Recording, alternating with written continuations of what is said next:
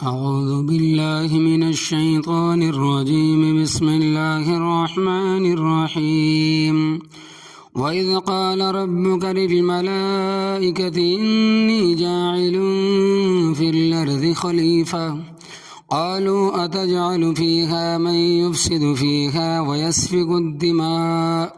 ونحن نسبح بحمدك ونقدس لك قال إني أعلم ما لا تعلمون وعلم آدم الأسماء كلها ثم عرضهم على الملائكة فقال أنبئوني بأسماء هؤلاء إن كنتم صادقين قالوا سبحانك لا علم لنا إلا ما علمتنا إنك أنت العليم الحكيم قال يا آدم أنبئهم بأسمائهم فلما أنبأهم بأسمائهم قال ألم أقل لكم إني أعلم غيب السماوات والأرض وأعلم ما تبدون وما كنتم تكتمون وإذ قلنا للملائكة اسجدوا لآدم فسجدوا إلا إبليس أبى واستكبر وكان من الكافرين۔ اس کا ترجمہ: اور یاد کرو جب تمہارے رب نے فرشتوں سے کہا کہ میں زمین میں انسان کو خلیفہ بنانے والا ہوں۔ انہوں نے کہا کیا اس میں اس کو رکھے گا جو اس میں فساد مچائے گا اور خون بہائے گا، اور ہم تیری حمد کی تسبیح کرتے اور تجھے پاک کہتے ہیں۔ اس نے کہا میں جانتا ہوں جو تم نہیں جانتے۔ اس نے آدم کو سارے نام سکھائے، پھر انہیں فرشتوں کے سامنے پیش کیا اور کہا اگر تم سچے ہو تو مجھے ان کے نام بتاؤ۔ بولے عظیم و برتر ہے تو نے جو کچھ ہمیں بتایا اس کے سوا ہمیں کوئی علم نہیں، بے شک تو سب کچھ جاننے والا صاحب حکمت ہے۔ کہا اے آدم انہیں ان لوگوں کے نام بتاؤ۔ پھر جب انہیں ان کے نام بتا دیے کہا کیا میں نے تم سے کہا نہ تھا کہ میں آسمانوں اور زمین کے راز کو جانتا ہوں، اور میں جانتا ہوں جو کچھ تم ظاہر کرتے ہو اور جو کچھ چھپاتے ہو۔ اور یاد کرو جب ہم نے فرشتوں سے کہا کہ آدم کو سجدہ کرو، انہوں نے سجدہ کیا سوائے ابلیس کے، اس نے انکار کر دیا اور لگا بڑا بننے اور کافر ہی رہا۔ لفظی ترجمہ: وَإِذْ قَالَ رَبُّكَ، اور جب فرمایا تیرے رب نے، لِلْمَلَائِكَةِ فرشتوں کو، اِنِّي جَاعِلٌ بے شک میں بنانے والا ہوں، فِي الْأَرْضِ خلیفہ زمین میں نائب۔ قالوا کہا فرشتوں نے، أَتَجْعَلُ فِيهَا کیا تو بناتا ہے اس زمین میں، مَن يُفْسِدُ فِيهَا اس کو جو فساد مچائے گا زمین میں، وَيَسْفِكُ الدِّمَاءَ اور بہائے گا خون، وَنَحْنُ نُسَبِّحُ بِحَمْدِكَ ہم فرشتے تیری پاکی بیان کرتے ہیں تیری حمد کے ساتھ، وَنُقَدِّسُ لَكَ اور ہم تیری پاکیزگی کا اقرار کرتے ہیں۔ قال انی اعلم فرمایا اللہ تبارک و تعالیٰ نے کہ بے شک میں جانتا ہوں، ما لا تعلمون جو تم نہیں جانتے۔ وعلم آدم اور تعلیم دی آدم علیہ السلام کو، الاسماء کلہا سب ناموں کی، ثم عرضهم علی الملائکۃ پھر ان کو پیش کیا فرشتوں پر، فقال انبئونی پھر فرمایا اللہ تبارک و تعالیٰ نے مجھے خبر دو، باسماء ہؤلاء ان چیزوں کے ناموں کی، ان کنتم صادقین اگر تم اپنے قول میں سچے ہو۔ قالوا سبحانک کہا فرشتوں نے تیری ذات پاک ہے، لا علم لنا ہمیں کوئی علم نہیں ہے، الا ما علمتنا مگر وہ جو تو نے ہمیں سکھایا ہے، انک انت العلیم الحکیم بے شک تو ہی علم والا اور حکمت والا۔ قال یا آدم انبئہم فرمایا اللہ تبارک و تعالیٰ نے اے آدم خبر دے ان کو، باسمائہم ان چیزوں کے ناموں کی، فلما انبأہم پس جب خبر دی آدم علیہ السلام نے ان کو، باسمائہم ان چیزوں کے ناموں کی، قال الم اقل لکم فرمایا اللہ تبارک و تعالیٰ نے کیا میں نے تمہیں نہیں کہا تھا، انی اعلم بے شک میں جانتا ہوں، غیب السماوات والارض آسمانوں اور زمین کے غیبوں کو، وعالم اور میں جانتا ہوں، ما تبدون اس چیز کو جس کو تم ظاہر کرتے ہو، وما کنتم تکتمون اور اس چیز کو جس کو تم چھپاتے ہو۔ وَإِذْ قُلْنَا لِلْمَلَائِكَةِ اور جب کہا ہم نے فرشتوں کو اسجدوا لآدم سجدہ کرو تم آدم علیہ السلام کو، فسجدوا پس انہوں نے سجدہ کیا، الا ابلیس مگر ابلیس نے، ابا واستکبر اس نے انکار کر دیا اور تکبر کیا، وکان من الکافرین اور تھا وہ کافروں میں سے۔ ربط ان آیات کا پچھلی آیات کے ساتھ کیا ربط، اس کے متعلق علماء کرام فرماتے ہیں کہ نعمتیں دو قسم کی ہے، ایک ظاہری جو کھلی نظر آتی ہے اور محسوس ہوتی ہے جیسے آسمان، زمین، انسان کا وجود، خوراک اور لباس ہے کہ یہ نظر بھی آتی ہے اور محسوس بھی ہوتی ہے۔ دوسری نعمت باطنی اور معنوی ہے جو نہ تو نظر آتی ہے اور نہ محسوس ہوتی ہے، جیسے علم، اخلاق حسنہ وغیرہ کہ جو نہ تو نظر آتے ہیں اور نہ محسوس ہوتے ہیں، کیونکہ اخلاق حسنہ کا تو پتہ معاملہ کرنے کے بعد چلے گا، ویسے نہیں معلوم ہو سکتا۔ خلافت عرضی تو پہلے ظاہری اور کھلی نعمتوں کا ذکر تھا۔ اللہ تبارک و تعالیٰ نے تمہیں پیدا کیا، آسمان اور زمینوں کو پیدا فرمایا، اور اب باطنی معنوی نعمتوں کا ذکر ہے کہ انسان ہو تم اس بزرگ کی نسل سے ہو جس کو اللہ تبارک و تعالیٰ نے علم کی دولت سے نوازا، جس کی بدولت وہ فرشتوں سے آگے نکل گیا اور مسجود الملائکہ بنا، اور انسانوں کی توجہ اس کی طرف بھی کرائی ہے کہ تم شیطان کے نقش قدم پر چلتے ہو، اس نے جو تمہارے ساتھ کیا تھا وہ بھی سن لو، اور اس کے نقش قدم پر چلنا چھوڑ دو اور اپنے اصل کو نہ بھولو۔ وَإِذْ قَالَ رَبُّكَ اور جب فرمایا تیرے رب نے، للملائکتی فرشتوں کو، ملائکہ الوکتن سے مشتق ہے، اور الوکتن کا معنی پیغام پہنچانا، اور فرشتوں کے ذمہ بھی مختلف ڈیوٹیاں لگی ہوئی ہے، کوئی وحی لاتا ہے، کوئی رحمت کا پیغام پہنچاتا ہے، کوئی نیکیوں کے لیے رحمت کی دعائیں کر رہا ہے، کوئی مجرموں پر لعنتیں پہنچا رہا ہے، کوئی احکامات پہنچانے کی ذمہ داری پوری کر رہا ہے، اس لیے ان کو ملائکہ کہا جاتا ہے۔ اور فرشتوں کی تخلیق نور سے ہوئی ہے۔ فرشتوں کے نور سے مراد، چنانچہ مسلم شریف میں روایت ہے کہ حضرت عائشہ صدیقہ رضی اللہ تعالیٰ عنہ فرماتی ہے کہ حضرت صلی اللہ علیہ وسلم نے فرمایا، خلقت الملائکۃ من نور، فرشتے نور سے پیدا کیے گئے ہیں، لیکن یہ نور وہ نہیں جو اللہ تبارک و تعالیٰ کی صفت ہے۔ اللہ نور السماوات والارض، اللہ تبارک و تعالیٰ آسمانوں اور زمین کا نور ہے۔ اللہ تبارک و تعالیٰ کے صفاتی ناموں میں سے ایک نام نور بھی ہے۔ یہ صفت اللہ تبارک و تعالیٰ کے ساتھ خاص ہے، اس سے کوئی چیز نہیں نکلی۔ فرشتے جس نور سے پیدا کیے گئے وہ مخلوق ہے، جس طرح مٹی مخلوق ہے، اس سے اللہ تبارک و تعالیٰ نے حضرت آدم علیہ السلام کو پیدا فرمایا، آگ مخلوق ہے جو جنات کی اصل ہے۔ اسی طرح نور بھی مخلوق ہے، اس سے اللہ تبارک و تعالیٰ نے فرشتوں کو پیدا فرمایا ہے، وہ نہ کھاتے ہیں اور نہ ہی پیتے ہیں اور نہ ان میں جنسی خواہشات ہیں، وہ ہر وقت اللہ تبارک و تعالیٰ کی عبادت میں لگے رہتے ہیں، اور ان کی اعلیٰ ترین عبادت ہے سبحان اللہ و بحمدہ۔ تو فرشتوں کو اللہ تبارک و تعالیٰ نے فرمایا، انی جاعل فی الارض خلیفۃ، بے شک میں بنانے والا ہوں زمین میں نائب۔ خلیفہ کا معنی ہے نائب۔ اللہ تبارک و تعالیٰ کی نیابت کا مطلب یہ ہے کہ اللہ تبارک و تعالیٰ کے احکام اللہ تبارک و تعالیٰ سے وصول کر کے اس کی مخلوق پر نافذ کرے، مخلوق کو پہنچائے تاکہ وہ اس پر عمل کرے۔ فرشتوں کا اشکال، قالو کہا فرشتوں نے، اتجعل فیہا کیا تو بناتا ہے اس زمین میں، من یفسد فیہا اس کو جو فساد مچائے گا زمین میں، ویسفک الدماء اور بہائے گا خون، ونحن نسبح بحمدک اور ہم فرشتے تیری پاکی بیان کرتے ہیں تیری حمد کے ساتھ، سبحان اللہ والحمد للہ پڑھتے رہتے ہیں، ونقدس لک اور ہم تیری پاکیزگی کا اقرار کرتے ہیں کہ تو تمام عیبوں اور کمزوریوں سے پاک اور صاف ہے۔ اس سے فرشتوں کا مدعا یہ تھا کہ اے پروردگار، کسی اور مخلوق کو جو خلیفہ بنانا چاہتا ہے ہمیں بنا دے، ہم ہر وقت تیری تسبیح اور تقدیس میں لگے ہوئے ہیں۔ انسان کی فضیلت، قال انی عالم، فرمایا اللہ تبارک و تعالیٰ نے، بے شک میں جانتا ہوں، ما لا تعلمون جو تم نہیں جانتے، تمہارے ذہن میں صرف فرما برداری اور اطاعت ہے کہ جس کو تو نے پیدا کرنا ہے اس نے بھی تو تیری فرما برداری اور اطاعت ہی تو کرنی ہے، تیرا حکم ہی تو مانے گا، وہ ہم کر رہے ہیں، لہذا اس کو بنانے کی اے خدا کیا ضرورت۔ ٹھیک ہے تم فرما بردار ہو اور رہو گے، کیونکہ تمہارے خمیر میں خواہشات نہیں ہے۔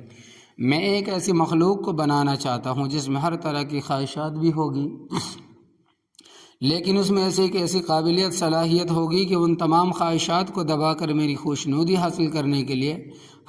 فرما بردار رہے گا۔ اس بات کو تم نہیں جانتے، میں جانتا ہوں، اور اس وجہ سے انسان کو فرشتوں پر فضیلت حاصل ہے۔ فرشتے لمبی راتوں میں بھی ساری رات سبحان اللہ و بحمدہ پڑھتے رہتے ہیں، کوئی قیام میں پڑھ رہا ہے، کوئی رکوع میں اور کوئی سجدے میں۔ نہ ان کو وضو کی ضرورت ہے کیونکہ ان کا وضو ٹوٹتا ہی نہیں، نہ ان کو نیند آتی ہے نہ ضرورت آتی ہے، اور انسان کے ساتھ یہ ساری حاجتیں ضرورتیں لگی ہوئی ہے، پھر وہ فرما بردار ہے، اس کے لیے اس کی عبادت کا درجہ فرشتوں کی عبادت سے زیادہ ہے۔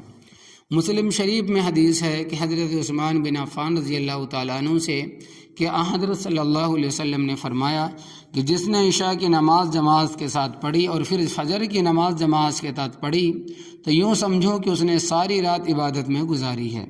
یعنی عشاء کی نماز جماعت کے ساتھ پڑھ کر سو گیا اور صبح کو اٹھ کر فجر کی نماز جماعت کے ساتھ پڑھی تو اس کا سونا بھی عبادت میں شمار ہوگا، کیونکہ یہ گرمی سردی کی پرواہ کیے بغیر اٹھتا ہے، وضو کرتا ہے، پھر چل کر مسجد میں جاتا ہے۔ فرشتوں کو نہ گرمی کی تکلیف اور نہ ہی سردی کا احساس، نہ چلنے سے تھکاوٹ، اس لیے انسان کی 5 منٹ کی عبادت فرشتوں کی ساری رات کی عبادت سے افضل ہے، اگرچہ مقدار میں تھوڑی ہے۔ فرشتوں نے یہ بھی کہا کہ یہ زمین میں فساد مچائے گا، خون ریزی کرے گا۔ فرشتوں کا اشکال کی وجہ تو سوال یہ پیدا ہوتا ہے کہ اس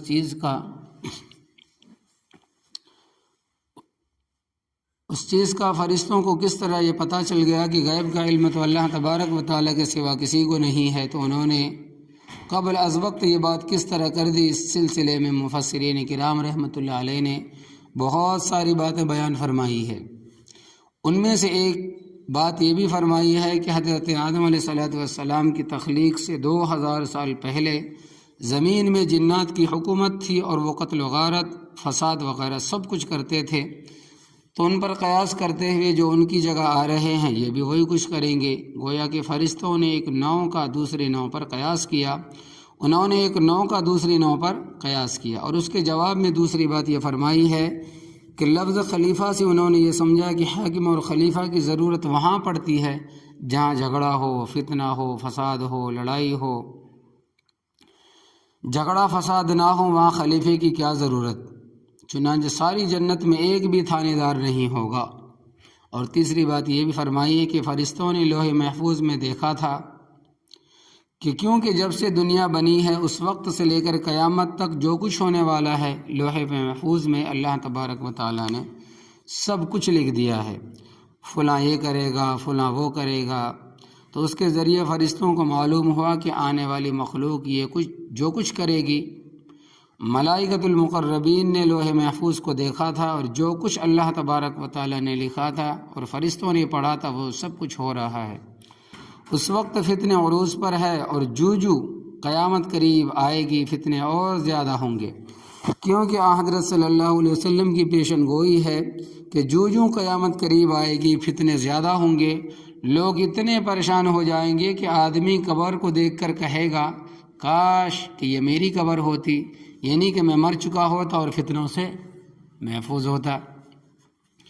اور حضرت صلی اللہ علیہ وسلم کی زبان مبارک سے جو لفظ نکلا ہے وہ کبھی خطا نہیں جا سکتی۔ جو قیامت قریب ہوگی دن بدن فتنوں میں اضافہ ہوگا، کمی کی توقع نہیں کی جا سکتی۔ کمی تب ہوگی جب امام مہدی علیہ السلام تشریف لائیں گے، ان کی کنائی کریں گے، بدماش ختم ہوں گے اور اللہ والے کوشوں سے باہر نکل آئیں گے۔ تو فرشتوں نے کہا کہ یہ پروردگار تو ایسوں کو بنانا چاہتا ہے جو زمین میں فساد مچائے گا، خون ریزی کرے گا۔ اللہ تبارک و تعالیٰ نے فرمایا کہ بے شک میں وہ جانتا ہوں جو تم نہیں جانتے، بے شک ان میں ایسے بھی ہوں گے مگر بے شمار ان میں نیک بھی ہوں گے۔ انقلاب روز اور استقامت دین،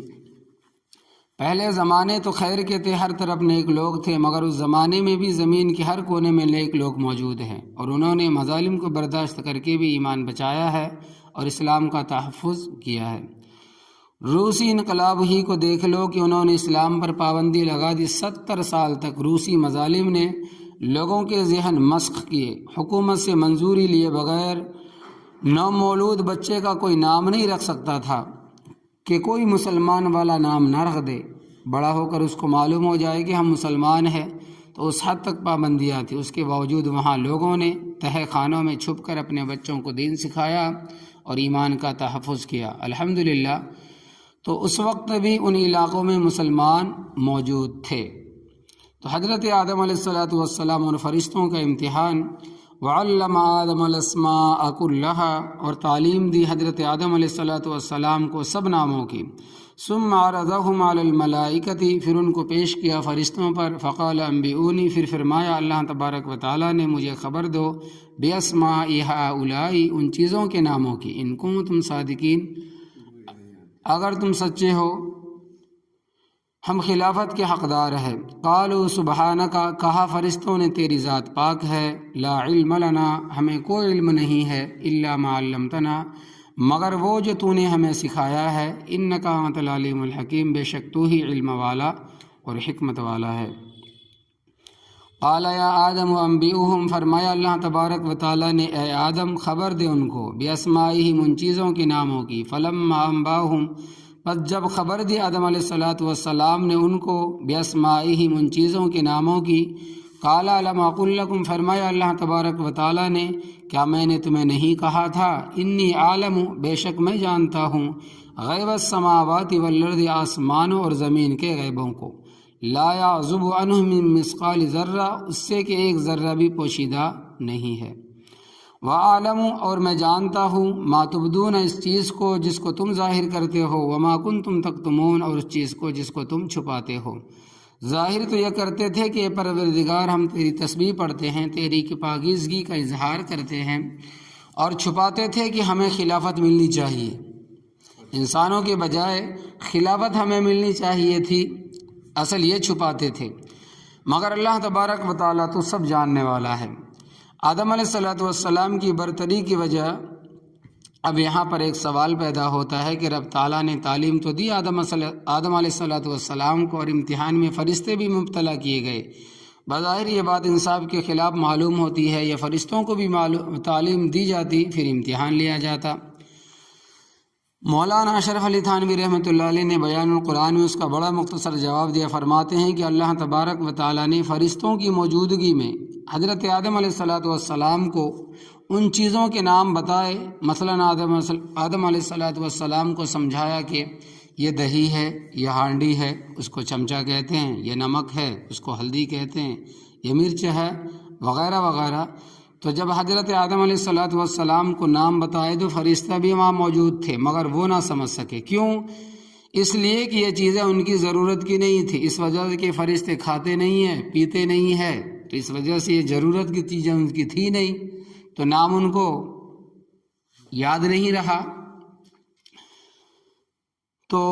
حضرت آدم علیہ السلام سمجھ گئے، کیونکہ یہ چیزیں ان کی ضرورت کی تھی، کیونکہ وہ انسان تھے اور مٹی سے بنائے گئے تھے۔ پھر حضرت تھانوی رحمۃ اللہ علیہ فرماتے ہیں کہ اس کو اس طرح سمجھو کہ جیسے کوئی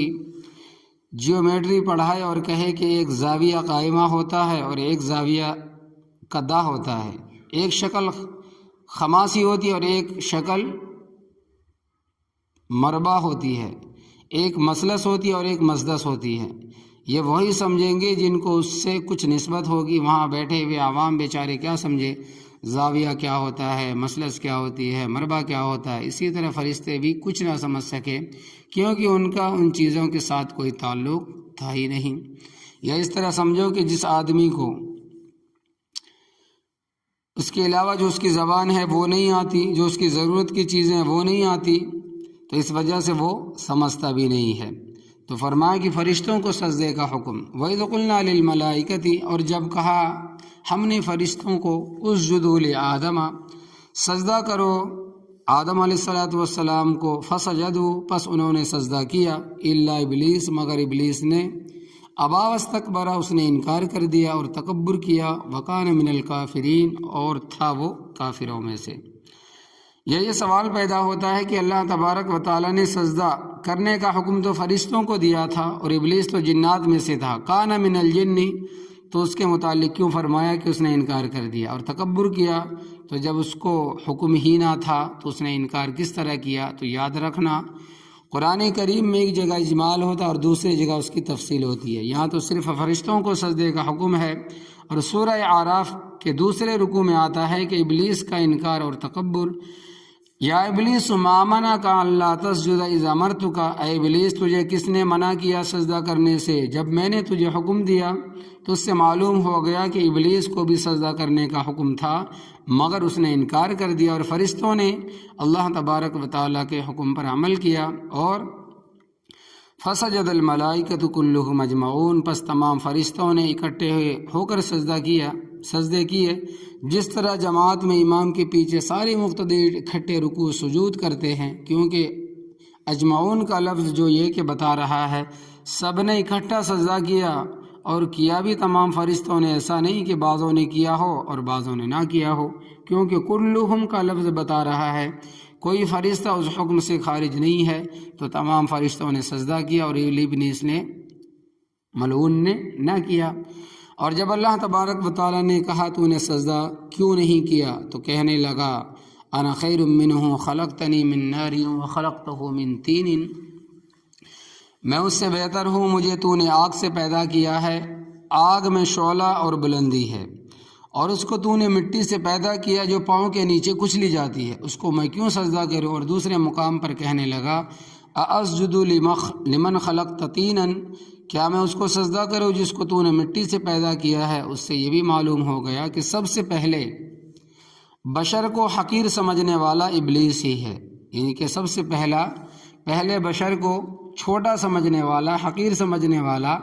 وہ ابلیس ہی ہے۔ 15ویں پارے میں ہے، کہنے لگا ارأیتک ھذا الذی کرمت، یہ وہ ہے جس کو تو نے میرے اوپر فضیلت دی ہے۔ رب تعالیٰ کے ساتھ تان بازی کی ہے،